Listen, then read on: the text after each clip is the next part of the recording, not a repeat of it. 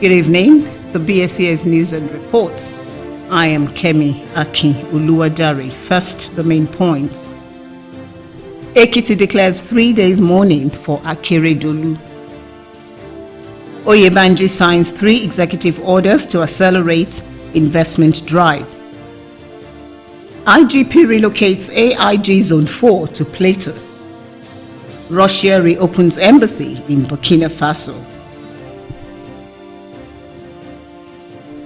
The Southwest governors have paid a condolence visit to the Ibadan residence of the former governor of Ondo State, the late Oluwarotimi Akeredolu.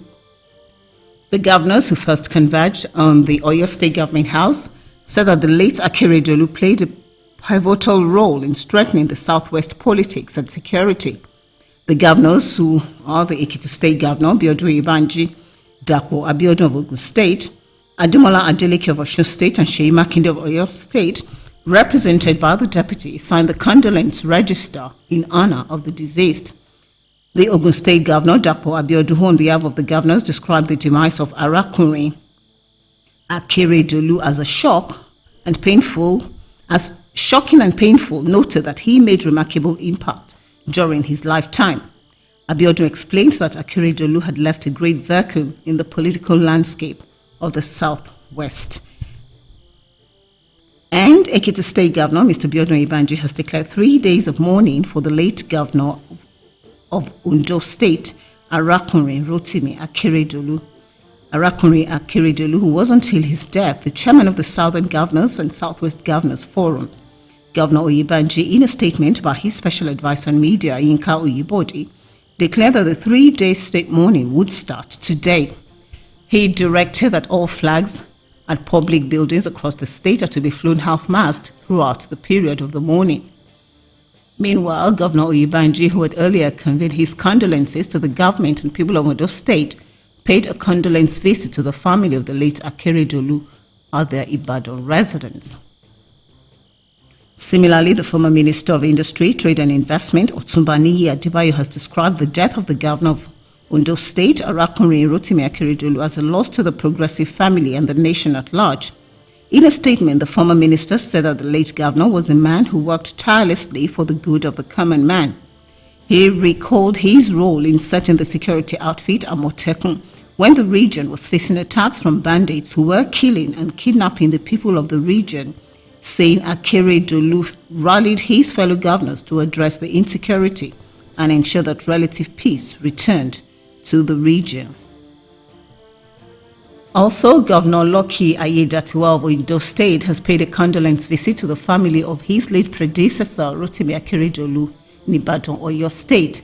Ayedatiwa, who led some members of the State Executive Council and Ondo State House of Assembly to commiserate with the family, promised to emulate Akeredolu's values and also keep on with the legacies that he left behind. The Akeredolu's family thanked the delegation for the visit, as prayers were said for the grieving family, with Ayedatiwa leading others to sign the condolence register. In the meantime, Governor Lucky Ayedatiwa has visited President Bola Tinubu at his residence in Lagos. The governor said that he received the advice and encouragement from the president to take charge of the state and continue with the art of governance. The Ekiti State Governor, Mr. Biodun Oyebanji, has signed 3 executive orders aimed at accelerating investment drive and economic development. The Executive Order 1 meant to promote transparency and efficiency in the business environment, while the Executive Order 2 anchored on the establishment, promotion, and the implementation of the framework for responsive as well as inclusive and intensive agricultural investment, among others. Also, as part of efforts to improve service delivery and increase the internally generated revenue of Ekiti State Government, the government has expressed the readiness to begin the collection of land use charge from property owners across the state from January next year. Governor Biodun Oyebanji gave the information at the end of the year community engagement with various stakeholders that took place at Osuntokun Pavilion Government House at Ado-Ekiti. Toba Babalola has details. Governor Oyebanji explains that the land use charge which was signed into law in 2013, was a progressive tax mechanism to improve the internal revenue base of the state, which has now moved from 600 million naira to over 1 billion naira. The governor promised to lead by example on the payment of the land use charge, urging officials of the State Internal Revenue Service to brace up for the tax ahead. According to Governor Uyibanji, the charges will be shared between the states and local councils, as government will focus more on the development of various local council headquarters next year. There's a limit to the resources available to us as a government, and that is why I'm pleading with all of us. The land use charge is a 2013 law. A law abandoned. The government have not been able to implement it. The one thing I can assure Ekiti people is we are going to be transparent in the management of this fund. Both the local government, the LCDA, and the states, we have a share of what is collected from the local government. So local government, we have more money to work. He revealed that churches, palaces and schools are exempted from the charges. Governor Uyibanji told the incoming council chairman to change the narratives of executing petty projects but embark on mega projects that relate with those in urban centers. The chairman, Ekiti State Internal Revenue Service, Mr. Laniro Adetono, said the enumeration of houses, assessments, billing and payments of the property charge would soon commence and sought the support of relevant stakeholders to make it realizable. The Director General with Management Authority in his presentation said the new strategies will be evolved towards making the state safer, cleaner and devoid of epidemics. The Director General Community Communications, Mrs. Mary Osho, had earlier explained that the program was organized to appraise the remarkable impacts of Governor Uyibanji across the state in 2023, having pledged inclusive community participations to enhance grassroots development. I'm here today because we have a governor who understands grassroots democracy and grassroots governance. We have a governor who recognizes the fact that the people are the source of power upon which every government rests. Some of those that had benefited from the Uyibanji administration, Bukola Adeleye, Mr. Arowoshua, Wala, David Scott, were present to attest to the impacts of the governor on them. He made my dream come true. I'm now an employer of labor.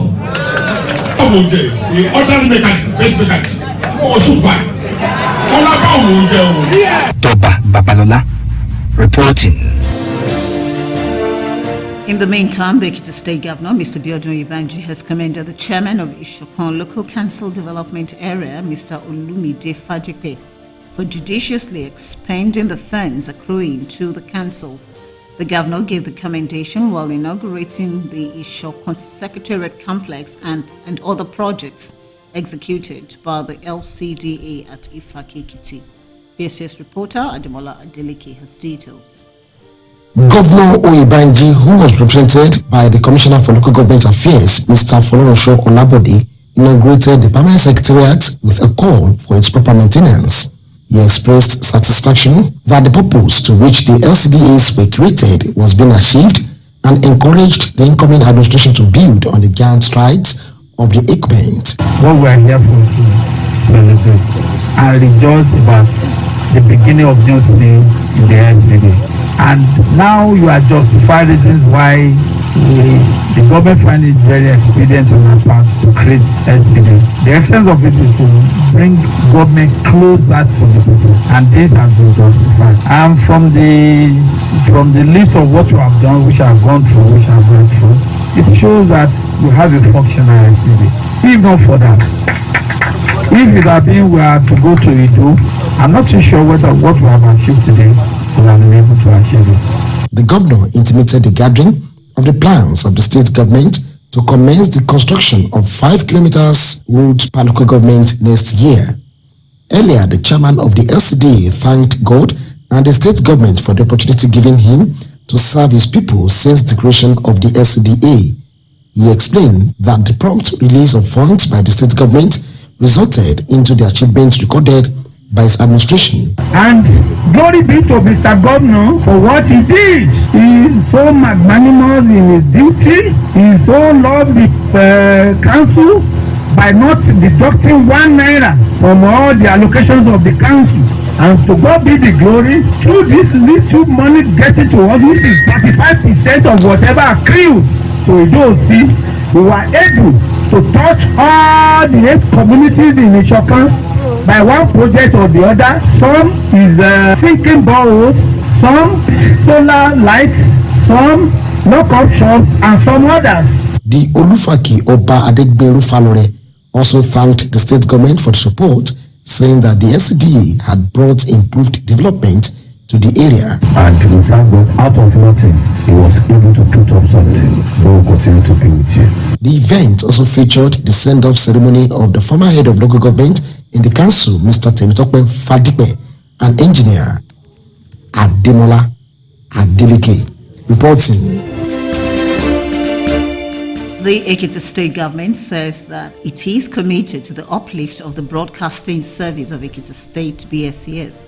The Commissioner for Information, Chief Taiwo Olatubosun, made the statement in his office in Ado while playing host to members of the executive of the Nigerian Union of Journalists, NUJ, the Radio, Television, Theatre Arts Workers Union, RATAU, under the umbrella of BSCS Joint Consultative Council.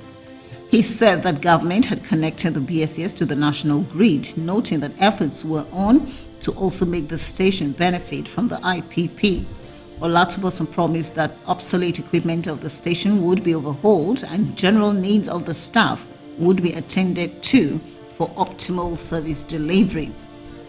Earlier, the chairman of Nigerian Union of Journalists, BSCS Chapel, Mr. Kelechi David, who commended Governor Biodun Yebanji for ensuring that the BSCS was connected to the national grid, presented some of the needs of the staff, to include transportation, working tools, among others. And the Ekiti State government has expressed its resolve to continue to give hope to the less privileged in the society. The Special Advisor to the Governor on Special Education and Social Inclusion, Princess Adetun Agbola, gave the assurance of the graduation of 30 persons with disabilities. The event was held at the Office of the Disability Affairs Skill Acquisition Center at Ilokun, Ado-Ekiti.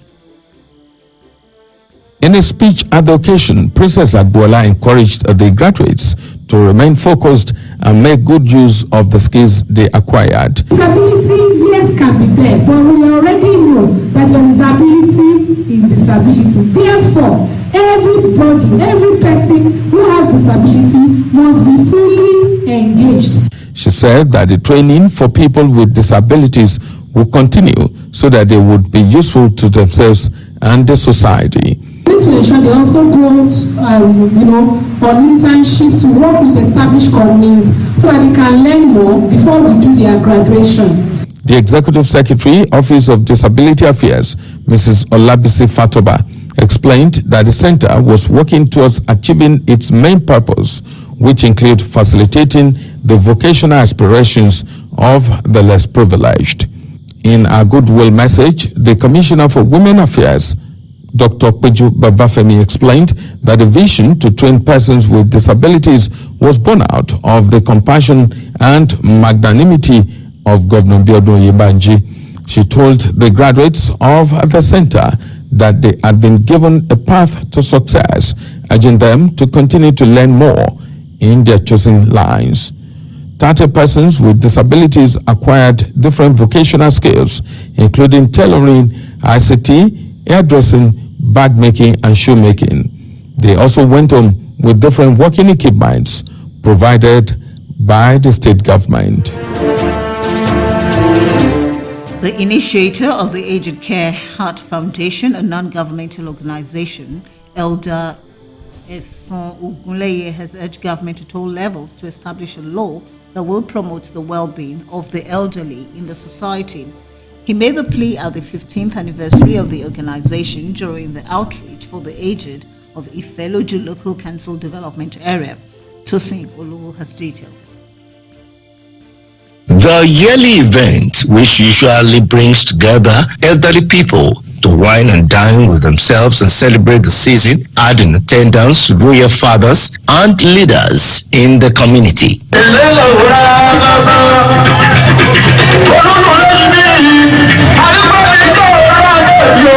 The leader of the group, Elder Ogunleye, said the event was a way of giving back to the people and community that made him. He said most elders become vulnerable at old age due to abandonment. We try to take care of those old people because they are very lonely. Our trustees go around those homes to ask after their welfare. Sometimes we find them sick, we take them to hospital, we give them medicaments.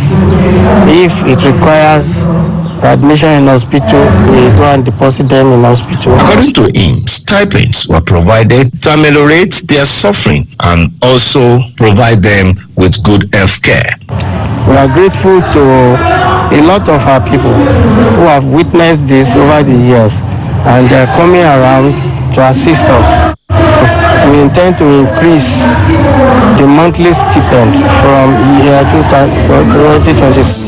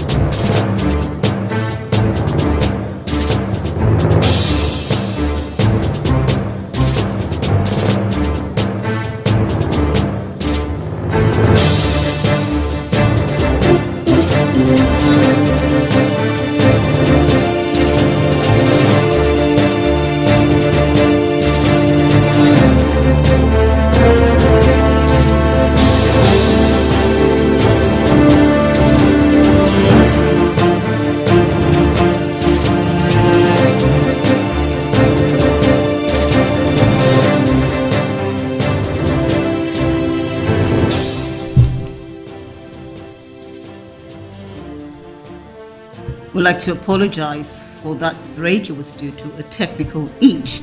A Muslim cleric, Alhaji Zubairu Muhammad, has emphasized the need for Nigerians, irrespective of religion, tribe, and political affiliations, to see themselves as one.